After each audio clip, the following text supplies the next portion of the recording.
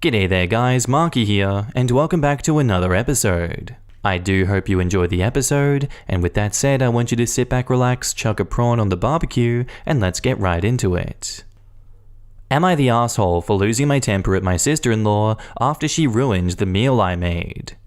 So my sister-in-law, Ashley, is, for lack of a nicer word, obnoxious. She constantly does whatever she wants, even when you ask her not to. She thinks she's right above everyone else, even when she's dead wrong. And she's just got this very stereotypical baby sister attitude where she acts like she can do whatever she wants and nobody is allowed to be mad at her because she is baby. Yes, that is something she regularly says. My husband says she's the youngest of her family, so her acting that way is normal. But I pointed out that I'm the youngest of my family and I have never acted that way. I don't like sister-in-law, but I've been polite and kept a peaceful relationship for my husband's sake. Until today. Today was the first time since 2019 that my husband or I have been able to see our small friend group in person. We all got our shots 2 months ago and decided to finally meet up for dinner. I cooked while our friends either pitched in ingredients, made appetizers, or brought wine. I made pasta ravioli by hand, which was hard. I made enough for me, Hubs, and our friends. But after they arrived and we all caught up while I was finishing the food, sister-in-law showed up. She let herself in and greeted everyone happily. They know her and said hi, but I subtly asked Hubs what she was doing there. Turns out, he'd mentioned the gathering to her and he guessed she assumed she was invited. I told him to tell her to leave, because she can't just invite herself like this. He said that would be humiliating for her and asked if she could stay. I was annoyed, but agreed. Things were fine at the start. I had a few sips of wine to relax and was about to plate everyone's food at the kitchen island and bring it to them, but forgot parmesan, so went to get it. I then heard sister-in-law say she would help bring the food to the table. I said no thanks and to stay seated. My back was to her, and she said something I missed because of the loud clang of a pot hitting the floor.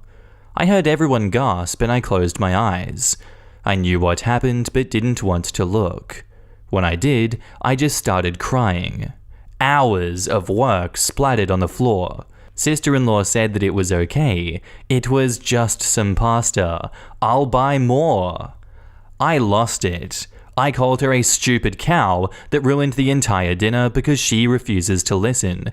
She started boo-hooing and I told her to shut up and leave. She ran out crying and I sat down to cry too.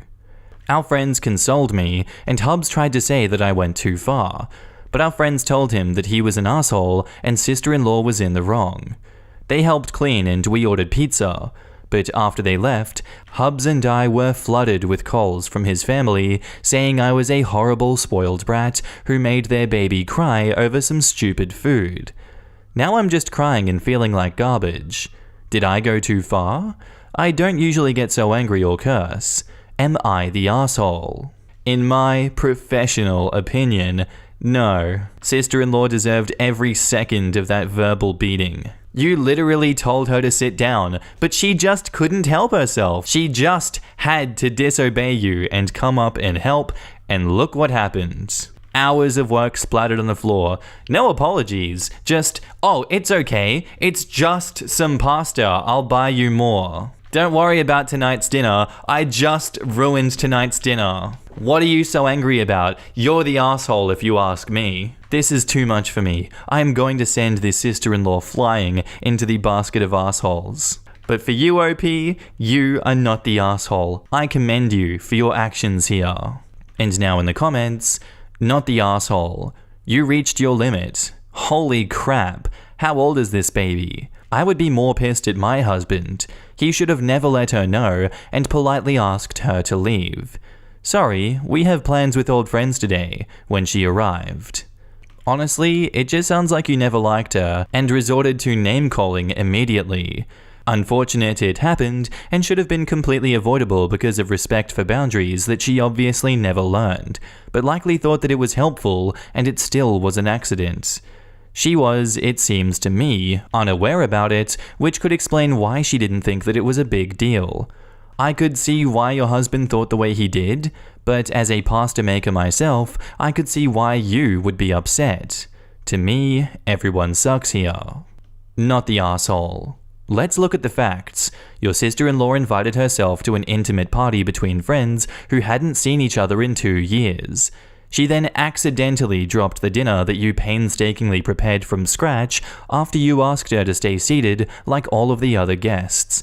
I'm sorry, but my hunch based on your description of her personality is that she dropped it on purpose. Your response was harsh, but it sounds like you could have been putting up with her BS for years and you finally lost it. Completely understandable.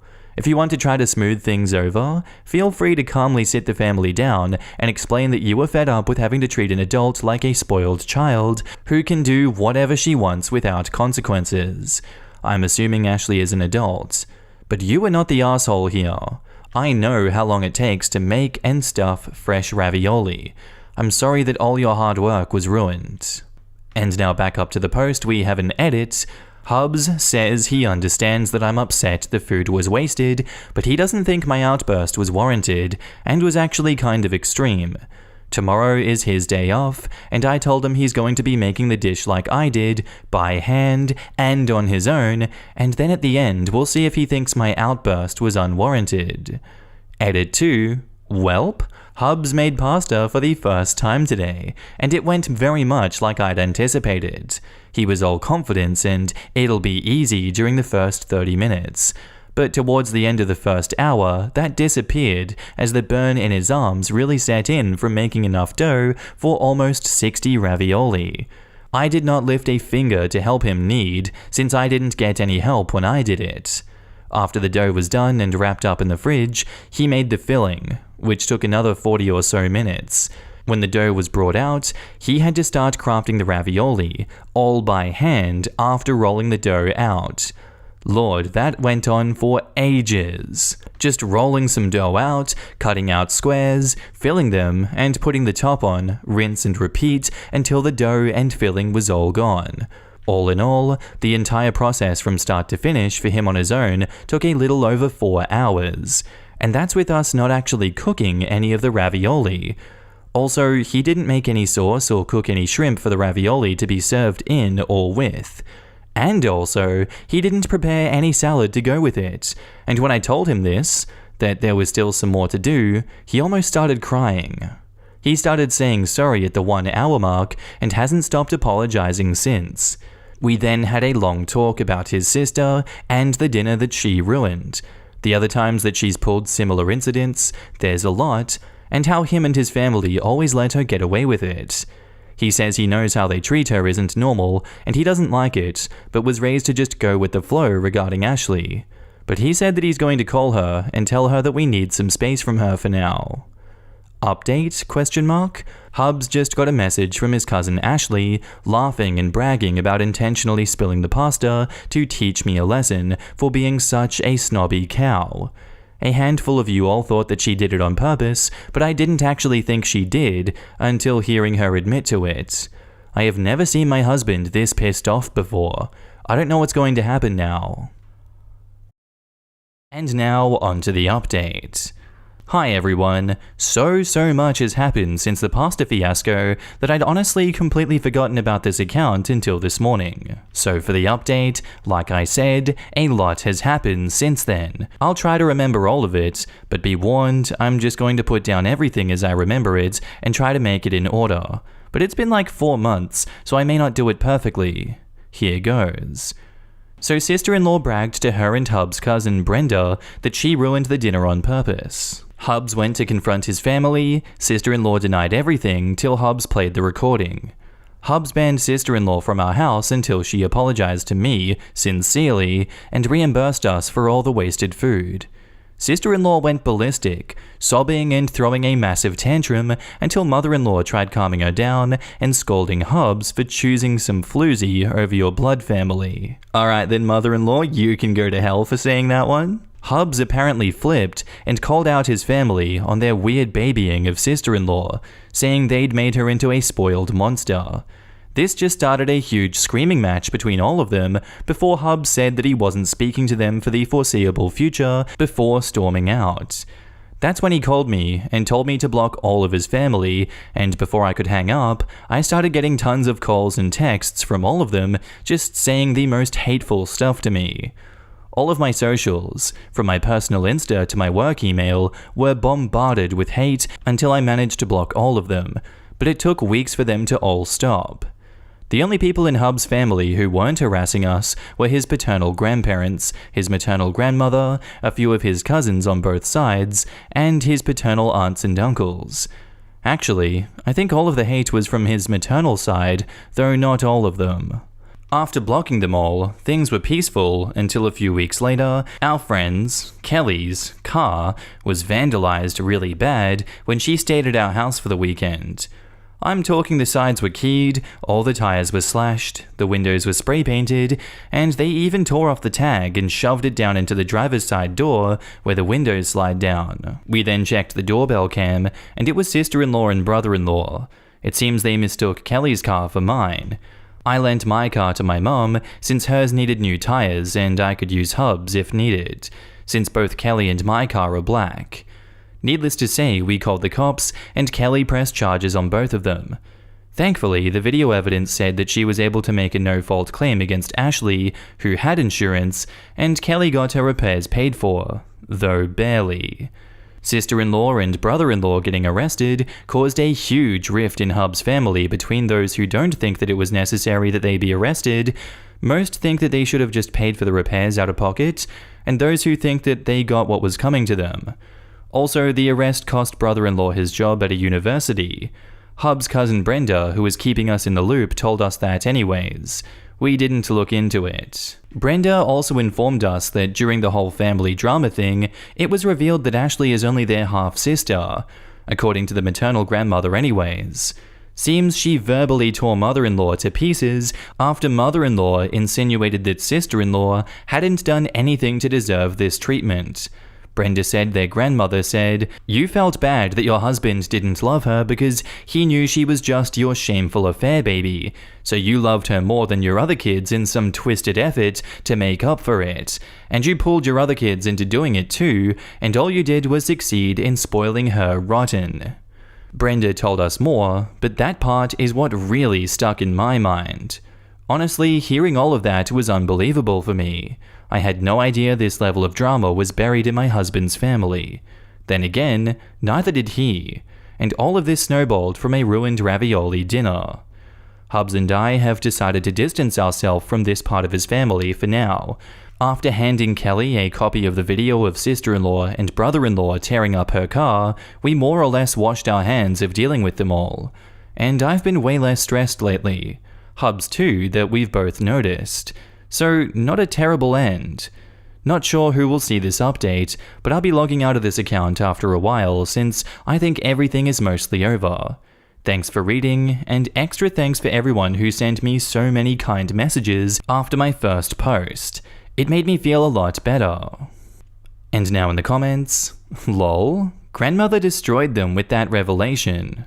I feel like grandmother was like, wait, that was genuine homemade ravioli straight from scratch spilled on the floor on purpose. I don't care if you're my blood, I go scorched earth on your asses and make sure none of you live this crap down ever again with the only truth bomb. Edit, that's not including, don't call your daughter-in-law a floozy when your youngest child isn't even your husband's child due to you cheating on him, and said that golden child / trash and her equally trash husband damaged a car that they thought was OP, and all of you are just okay with that. F that, I'm taking no secrets to the grave. It always amazes me how some people can hear a story about an argument involving a relative, and you call the other person to yell at them. I hate calling strangers and starting arguments. Doing it in real life with people you barely know? Wild confidence. I guess it's the confidence fueled by the need to be mean to people. I mean, they must all have known how sister-in-law usually acted, but they took a side and decided to act. I don't like telling actual evil people off, but someone who got into an argument about food? No. I just gossip behind their back, like a good Swede should. When I was a teenager, I was 100% mum's flying monkey. You just can't make sense of insanity because it hasn't been normalized for you and it's all you've ever known. Every time I start reading this, I think, I'll make pasta this weekend. Then it gets to the bit where her husband is crying and I think, oh yeah, that's why I don't make pasta. I'll just buy it. Our next post is titled, Am I the asshole for wanting to cancel my boyfriend's birthday party because he complained about dinner last night? So my 22 female, boyfriend, 20 male, had about 6 friends over last night for his birthday. And I cooked dinner for everyone. I love cooking, so I was happy to do it. I took a half day at work and was able to start cooking at around noon, and didn't get done till about 6:30. In between cooking, I was able to clean the house and tidy up so that everything looked nice for when his friends showed up, which was at about 5:30 p.m. So I'm cooking, and him and all his friends are on the back patio drinking beers and having a good time. All was well, everyone was happy. After everyone ate and then left, my boyfriend seemed less than happy and went to our room. So I finished cleaning the kitchen, shut off the lights, got ready for bed, and finally laid down. Mind you, by this time, I had been on my feet from 7 a.m. to 10 p.m., so I was exhausted. I had, however, promised my boyfriend a back rub for his birthday, so after about a 30-minute back rub, I laid down on my back and started to drift to sleep.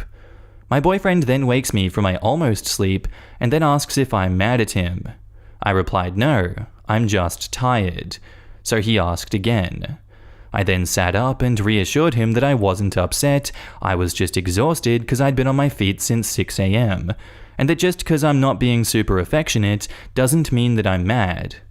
He interrupted me while I was talking to him and says verbatim, "That's all I wanted today though, was just some love and attention, and you weren't giving me that at all." Shocked at this, considering I had taken time off work, spent hours cleaning the whole house, and cooked a full meal for not only him but also his friends that included dishes such as sweet pulled pork sandwiches, smoked herb chicken, maple bourbon sweet potatoes, sweet Jesus, that sounds good, cornbread casserole, balsamic Brussels sprouts, raspberry pasta salad, and homemade blueberry muffins for dessert. Like I said, I love cooking. I am pissed at the comment, and I was supposed to cook a second dinner on Saturday for an even larger group of friends. But now, I don't want to. I feel unappreciated. Am I the asshole for not wanting to cook a second dinner party?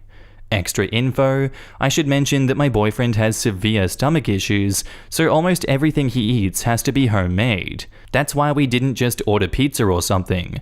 And 2, he asked me to cook dinner for him and his friends for his birthday. There's a lot to unpack in this situation from my perspective, but for me I just don't understand why he didn't help you at all throughout the day. It seems like he left you to do everything for his birthday. If that's the dynamic for you guys and you're happy with that, then that's cool, but if that's not the dynamic normally, then I feel like there is something seriously lacking here. As well, I don't know what your dynamic is like, but he did wake you up after a 30-minute back rub.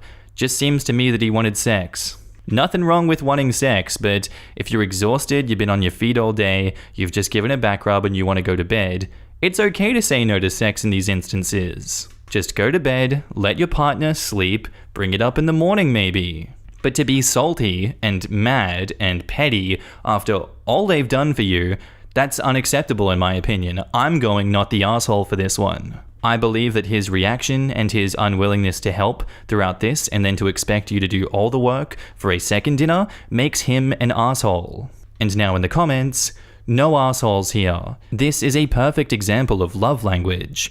You were showing your love and affection through an act of cooking. He wanted to spend time with you. Nobody is right or wrong here. Just a lack of communication. Would he have been just as happy with some pizza and beer with you actually being present? You being mad is on you, not him. Or husband felt that he was just entitled to a blowjob on his birthday, on top of OP preparing massive dinners 2 nights in a row. I'm far from the most conscientious boyfriend, but I feel like old boy was already pushing his luck, expecting his girlfriend to cook all day and clean up, while he just lounged in bed, much less do it all again the next day. Info. Did he ask you to cook for everyone, or was it your idea? Because from his comments at night, it sounds like he would have preferred to just spend time with you instead of having you be in the kitchen all day. And OP replies, he asked me to cook the dinners. He wanted to have his friends over on his birthday and on Saturday and asked that I cook both, which would have been totally fine because I do enjoy cooking. I'm just upset that it feels like I'm being asked for more and more and more. This man wants his mum and not a partner. OP, it's up to you if it's worth talking this out with him, but as you get older, you realize how important your time is. You spent a whole day working and then working more for free. If what you do with your time makes you happy, then it's worth it, but if the people you spend your time with and energy on can't appreciate it, then it's not worth it. You didn't do anything wrong, you're not the asshole, and I hope you can see that from everyone's comments, being angry and sad is 100% justified in this situation. And now, onto the update. Thank you so much for all the comments and suggestions. They really opened a door in our relationship. There were many more problems, obviously, that we hadn't spoken about, and this is exactly what we needed. He apologized for what he said and explained that's nowhere near what he meant, and he can definitely see how crappy of a thing it was to say. He is very appreciative of my cooking and loves the effort that I put in, and in his honesty, he admitted that although yes, he wanted a dinner, he didn't want me in the kitchen all day, and he was sorry that we didn't communicate better on that. It really was a giant miscommunication between the both of us, I guess. He wanted his friends over for dinner, but when I started to go gourmet in the shopping list, he said he didn't want to bum me out by telling me he didn't want the dinner to be that fancy. So instead, he just kept saying how excited he was. We've talked now, and he sees how it would have been better for him to speak up, and how I should have asked him what kind of dinner he wanted first. He also understands that it's difficult to cook simple meals with his stomach issues. He can't have burgers or hot dogs. He can't have store-bought pasta and potato salad or anything like that. No dairy, no eggs is one of the big sensitivities. So although he didn't want fancy, I explained that I don't know what quick, easy dishes I could have made that tasted good, didn't hurt his stomach, fed all his friends, and kept me out of the kitchen. After that talk, he definitely understands now that it takes a lot more than he thought, and we're going to talk tonight about quick dinners and side options that could maybe be made.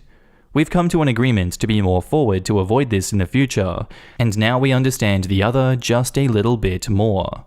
Oh, and about Saturday dinner, he originally didn't want to do a potluck and shot the idea down because he felt like none of his friends would bring anything.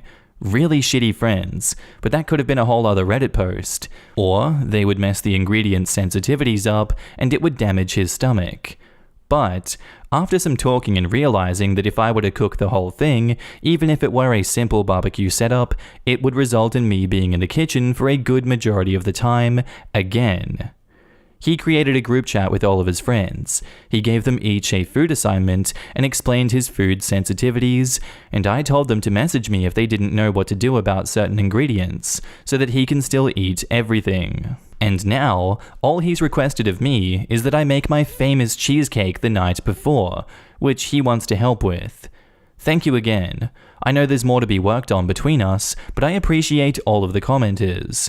And now in the comments, sometimes the marinara flags are just spaghetti sauce that didn't need to be made from scratch. When I first read this one, I immediately thought, oh yeah, this is a love language mishap, and I was happy to see they actually talked it out, instead of the next update being, I broke up with this unappreciative abuser like you all said I should. I have personally made similar mistakes when entertaining, spending hours on individual homemade dips and bread bowls to serve them in, and then being too tired to enjoy the party. I love to cook, but I also have to think about what the best use of my time and energy is. Homemade hummus is great, but chucking a little bit of garnish or nice olive oil and peppers on store-bought is fine. Okay, but where does rinsing the sauce off to get the essence of the tomatoes in your pasta fit in? What a stupid story that was. I can't. Forevermore, I will evaluate my relationships based on whether this marinara can be washed off or if the essence of sauce will remain. The biggest part that got me was the boyfriend's non-knowledge of how long and intensive it is to cook for his sensitivities and allergies. At this point in his life, he should know how pervasive dairy and eggs are in cooking, never mind the required exchanges needed to make something digestible for himself. On top of all of that, he should have a rough idea of how long it takes to create even one of the items on her menu. If she really loves to cook as much as she claims, he needs to be aware of what that takes. On the other half of this, while I'm glad that they talked it out, and yes, they're young, they'll get to this point, but she needs to learn when to stop herself. It's a group of 20-something males. I'm assuming at least 2 here. They don't give the smallest of anything about what's on the plate, short of any allergies themselves, limiting the meat option to 1. Veggie side? Only need 2, not the 4 listed. As much as he needed to tell her that he wanted to spend time with her too, she needed to make sure that she wasn't setting herself up for failure as well. It's pretty easy nowadays to avoid eggs and dairy. Actually, we just pay a baker for a vegan birthday cake and cupcakes. Do you know how much dairy-free stuff costs? I would have just ordered Chinese. And that's where I'm going to end the episode for today, guys. I do hope you enjoyed. If you did, let me know what you thought of it, and I'll see you in the next one. Bye.